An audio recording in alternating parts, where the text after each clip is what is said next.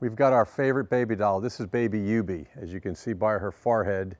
Right? Baby Yubi stands for get him back, get him up, get him back, get him in. Get him up, get him back, get him in. Many of the hitting problems that we see starts in the setup. And so using our friend baby Yubi, we want hitters to understand that when they're getting ready to hit, we call these the cradles, or what their setup should look like.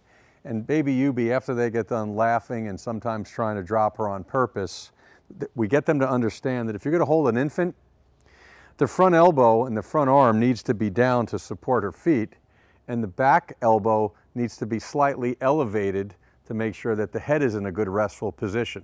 Right? As you can tell, right, if all of a sudden now I've got the big spiked elbows, poor baby Yubi falls down. We use baby Yubi again as a reference point, right? So if you're working with hitters that have the big cradles, right?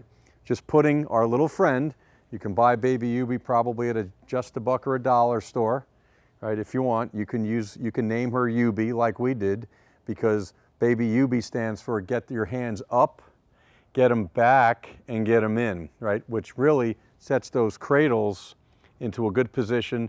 So again, in the setup, we're using more of our hands than we are using our arms. And yes, some of the major leaguers have these funky setups, but when we're talking about 90% of the other people that are learning how to hit, having those under control cradles and making sure that the feet are rested down, the head is slightly elevated, this action right here really gets them to understand the slight little rocking action that goes on as baby Yubi gets ready to hit.